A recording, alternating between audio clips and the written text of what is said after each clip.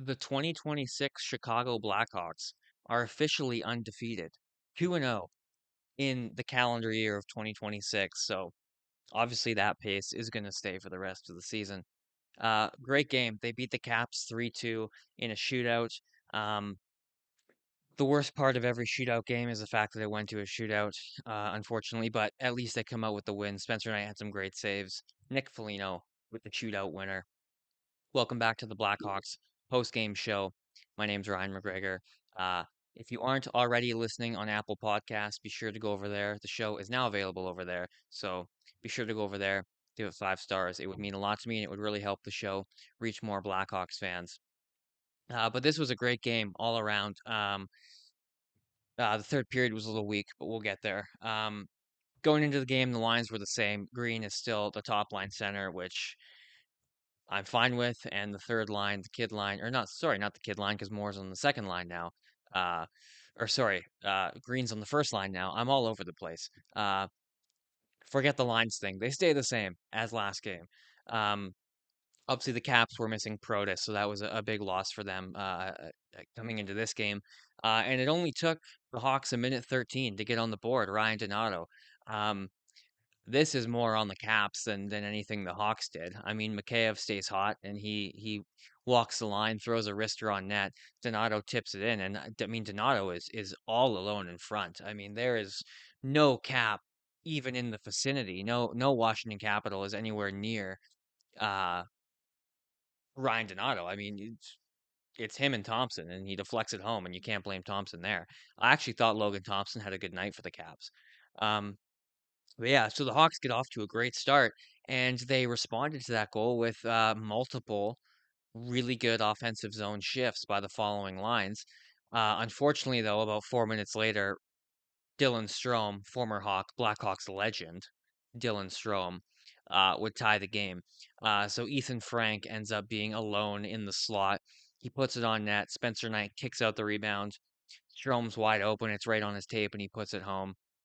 Um, yeah, so we're 1-1 about less than 5 minutes into the game, and I thought the Hawks were playing better in the first period. I mean the Caps came out of the period with the shot advantage, 13-9, but the Hawks, I thought, overall played well. Um, Crevier had a good first period. He had a shot on goal and 4 shot attempts. Um, it's going to be a theme in this video, but Ryan Green had a great period. He was 5 for 6 on draws with a couple shots on goal. Kaiser's looking good. Knight was looking sharp. The Bertuzzi Green Burakovsky line, just like last game, I said, they were playing really well. They've had a really good last few games. But the Caps, and this is another theme of this game, is not just the Hawks were playing good hockey, but the Caps were very, very sloppy in their own end throughout pretty much this whole game. They kind of cleaned it up in the third, but throughout pretty much this whole game, they were turnover machines in their own end. But a lot of that too was the Hawks' forecheck. They were really good below the goal line, especially I thought Ryan Green and Tyler Bertuzzi were. But everyone seemed to be really well. I thought the fourth line had a great night too. Um, Tom Wilson takes a stick between the legs and he was shaken up, but he did return. And then when he came back, he was on the receiving end of a reverse hit from Connor Murphy, and he ended up not returning to the game. So they lost Wilson in the first intermission as well. Um, you never want somebody to go down with an injury, but me and all other Hawks fans, the first thing we all thought when that happened was there's a spot on Team Canada for Connor Bedard. Obviously, he was questionable to return to the game, which tells me it's probably not a long-term injury. So I don't think Bedard's going to be replacing him or anything. And again, you don't want to wish for somebody to get injured. But of course, it was just the first thing that comes to any Hawks fan's mind. Um, um, the Hawks got a power play in the second period, and one thing I noticed that was interesting was Matt Grzelcyk got the top spot on the power play over Artem Levshinov, which I thought was weird. Um, Levshinov had a great game last game. He's been playing really well lately. He had a great game tonight too, to be honest with you. And for some reason, Grzelcyk was on the top. Power play, I don't know why. Maybe they were just trying to balance things out, and because the first unit has been playing well, they wanted to put Levshinov with the younger unit, the second unit. So that's kind of my thinking on that. I'm not too sure. Another thing that just came to mind that I didn't even think to pay attention to in the broadcast is Lev Schnapp might have been out there before the penalty was drawn. So Levshunov might have just been tired. I don't know. Now that I think about it, that could have been why. That's probably something I should have looked into before I hit record. But Teravainen scores on the power play from Bertuzzi and Burakovsky. Burakovsky holds on to the puck. He doesn't force anything on the half wall. He creates, space for himself, and he scans. He gives it to Bertuzzi low, and Bertuzzi with a great cross seam pass, one that he's usually on the receiving end of, but he passed it this time, and Teravainen was able to put it home over the glove of a sprawling Thompson. And this goal wasn't as easy as it looked for Teravainen. I mean, he's a left-hand shot on the left side, not a good angle. He's pretty close to the goal line, and he's still able to scoop it up over the glove. So I thought that was actually a pretty impressive goal from Teuvo Teravainen, and a really good pass from Tyler Bertuzzi as well. So just all around a really good goal. And the Hawks at this point are 1-for-1 on the power play, and they're back in the lead 2-1. Um, yeah, so the period kind of keeps going. Artem Levshinov had a really good play in the second period where he was kind of for about 10 seconds just dancing around like he does the top of the ozone, controlling the puck, almost falling 3 or 4 times, but he managed to stay on his feet. Um, so it's just like I said on the post game. I won't get in too much into it because I talked about it a lot on the last post game, but he's looking a lot more confident. Um, and he's playing really, really good in the offensive zone. He's really becoming that top offensive defenseman that they drafted him to become. But he gets a lot of flack. But I mean, the guy's played less than 60 NHL career games. He's 20 years old. Um, I don't think the flack is too warranted. I mean, I've given him some for sure. Um, but you just got to be patient with the guy. I mean, he's 20 years old. He's played less than a full season in the NHL. I think he's doing great for where he's at. It's just the falling that drives me absolutely nuts. I can't stand the falling. I don't know what is up with that. But that's my only gripe with Artem Levshinov. Other than that, love the guy. Um, the Hawks were creating a lot of odd man rushes in that second period. I thought the Hawks like dominated 5-on-5 in that in that second period offensively. I mean, they were forechecking so hard, and when you combine that with the Washington Capitals sloppiness in their own end, I mean, the Hawks had a lot of odd man rushes, and they couldn't convert on any of them. And I know they're kicking themselves when regulation ended that they couldn't convert on any of them, but they couldn't. But specifically, one that really stood out to me was Oliver Moore. He uses his speed. He's coming in. He's coming down the left side of the ice through the neutral zone. He's got two caps in front of him who are flat-footed. So he chips it off the glass and he weaves his way through both of them. Creates a 2-on-1 with Nick Lardis, who Nick Lardis was on his one-timer side. I was really hoping Moore would get it over to him. Moore elects to shoot. He actually missed the net.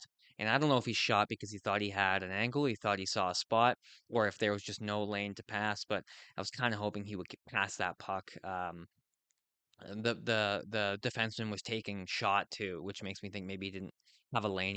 He had to think fast. But Lardis was open, and I was really hoping he would play it to him.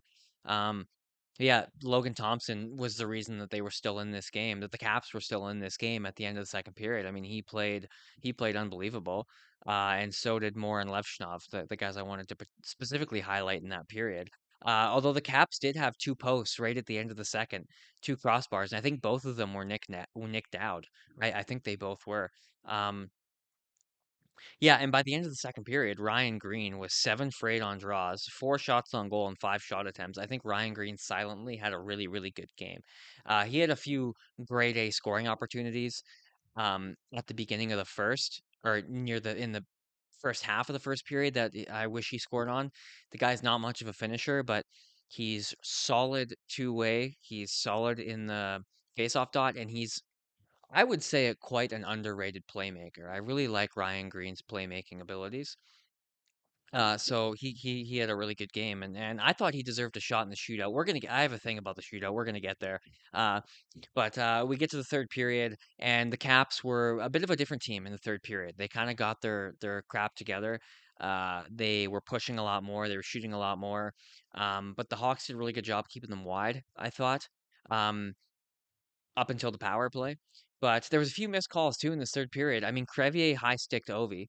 And Ovi was bleeding. Ovi was livid at the refs. It was a missed call. I think in frustration, Ovi then slashed Vlasic blatantly in front of the net, which was another missed call. And I think maybe there was a bit of a makeup call on a Kaiser trip on Ovechkin that sends the Caps to the power play. And this is where I thought the Hawks didn't do a good job of keeping them wide. Spencer Knight had to make 3 or 4 point blank big saves on this penalty kill because the Hawks were just leaving the middle of the ice wide open. And the Caps had a few really, really good chances, but Spencer Knight came up big and kept them in the lead, sorry. But then Ryan Leonard tied it. He made it 2-2. It was a point shot. It just hit the arm, I believe, of Ryan Leonard, hit his body and kind of bounced overnight and trickled in. The guy celebrated like it was the cup winning goal in game 7 of the Stanley Cup final, which I didn't like. I also just don't like Ryan Leonard. I think he's just not yeah, I just don't like him. I think he's really cocky and arrogant, and I don't like it. I don't like when hockey players are like that, but whatever. He ties the game. And that's a play where you'd like Grizzlick to kind of box him out a bit better, clear the crease, clear the front of the net a bit better. I mean, he didn't really. He was trying. You could see him trying. He was pushing Ryan Leonard, but Leonard wasn't moving. Leonard's a big guy. I mean, it's probably hard to move him, but that's one you'd like to see Grizzlick do a little bit better of a job so that Knight can see the shot. It comes clean through, and he's able to make the save. Um, and then, shortly after that, you have a misplay by Kaiser in the neutral zone. He misses his man. I believe it was Ethan Frank, who comes in for a scoring opportunity, a partial break on the wing, and Kaiser pivots, busts his ass back, catches Ethan Frank, and kind of bails himself out. And I think that's a real story with Kaiser throughout most games this season is he's so good at correcting his own mistakes. Every time he turns the puck over or maybe misreads a play and pinches when he shouldn't, he's always the first guy to get back, which I is a really underrated ability of Wyatt Kaiser, just like his offensive zone, his offensive ability. I I'm struggling to speak this episode, clearly. I don't know what's going on. Um, but yeah, Kaiser had a really good game and he gets back and he's able to correct his own mistake there and bail himself out. Um, and then the Caps were just all over the Hawks in the last 10 minutes. Knight had to make some big saves. He had to make 2 big saves in the final seconds. And the Hawks, who were in the driver's seat for most of this game, feel relieved going to overtime after the last 10 minutes of that third period. Spencer Knight's the reason that they went to overtime. Thompson was the reason the Caps were in the game for 40 minutes, and Spencer Knight's the reason the Hawks didn't lose in regulation. So both goalies came up big and had really good nights. We get to overtime, and they started more Lardis and Vlasic, which I thought was really cool. They trusted the kids. They trusted more in Lardis. Obviously, you got the safety net back there in Vlasic, and I thought they did well. They had possession. They did okay, and I liked that Blashill trusted the kids. Um, and then with 54 seconds left, Chikrin takes a slashing penalty. He breaks Lardis's stick. Uh, you can't argue that one. It's a penalty. And with 54 seconds left in overtime, the Hawks go to the power play, and they have possession for most of it. They looked pretty good. They were a little hesitant to shoot, which I was kind of hoping we had grown past that, but they were quite hesitant to shoot. And the trend of them falling all over the place continues. Burakovsky tripped over himself, lost possession. Hawks get it back. Levchinov tripped again. What else is new? They end up not really being able to get anything on net, and we go to a shootout. Um, Nick Lardis is going to be good in the shootout in his career. He scores. Dylan Strome scores. Spencer Knight made a big save on Bavillier and on McMichael. For some reason, I don't understand this. The fourth shooter tonight for the Hawks was Louis Crevier. And I know that Jeff Blashill loves Louis Crevier, but come on. The fourth shot before Burakovsky? I mean, that's a little crazy to me. And Blashill would have made me and most other people look like a fool if Crevier had scored there, but he didn't.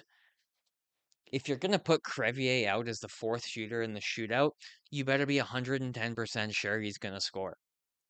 And he didn't. But luckily, Burakovsky scores to keep them alive, and then captain Nick Foligno puts it home, and that's it. Hawks win 3-2. Um, I've kind of gone over most of my thoughts already about this game. So we have one question from Twitter. Follow me over there on Twitter or X, Ryan McGregor CHI. It's in the bottom corner. After every post game, I put on there if anyone has any questions. So if you have any questions after any Hawks game, head over to Twitter and respond to that tweet, and most likely you will be in this video. So we have one question today. It comes from Calvin. Calvin, I know, is a consistent listener of the show, and I really appreciate it. Um, he says, "Do you think they have made any adjustments or are just playing better?" Um, I'm just reading this question, by the way, for the first time now. This came in mid-episode, so um, I think it's a combination of both. I just had this conversation after the game with my girlfriend. We were watching it together, and she asked me if she thinks maybe this Bedard injury is a blessing in disguise because these young guys have really stepped up and showed that they belong in the NHL. So that kind of is along the same lines here of are they just playing better? So I think the young guys are given opportunities, like Green is playing first line center, where Bedard normally plays. Lardis is playing in Bedard's spot on the power play. The kids get to play in the top six, which probably wouldn't be the case if Nazar and Bedard were in the lineup. Definitely wouldn't be the case for all of them. So I think it's a combination of them given the opportunity and taking it. They're all playing really well in that opportunity. So they're all playing better. Bertuzzi, it took him a while, but he's really stepped up. He's playing better. Levshinov has started playing like he did earlier in the year a lot better. You know, there's less errors from Vlasic, less errors from Crevier and Kaiser. Spencer Knight is, he had a rough patch there of a couple games. He's back on it. Donato had 2 points in December. He has three already in January. So the team is definitely playing better. The individual guys are definitely playing better. Um, and I think there have been some adjustments in that. I think Jeff Blashill has made it clear he wants them to shoot more. And I think Blashill has also really got them to play harder down low. I mentioned it earlier in the episode, and I also mentioned it in my last post game. They are way better in the offensive zone below the goal line. They're so much harder on pucks. They're winning battles. They're winning races down there, and I think that plays a big factor in scoring, which they need because they're out Connor Bedard, who factored in for just under 50% of their goals. So honestly, I think it's a combination of both. So thank you, Calvin, again for the question. He's definitely worth the follow over on Twitter. He's always talking Blackhawks, and it's a lot of fun. So I'd definitely go follow him over there if you haven't yet. But that's gonna do it for this post game. Great win for the Hawks. Great win for this team. Undefeated in 2026. They're 2-0. I can say undefeated now. It's a winning streak officially as well. So be sure to like and subscribe. Comment down below your thoughts on this game. I really want to know. Be sure to follow the show on Apple Podcasts. Give it 5 stars over there. Like I said, it really, really helps out the show and gets the show out to more Hawks fans, which ultimately is the goal. So thanks again for watching, and I'll see you in the next post game.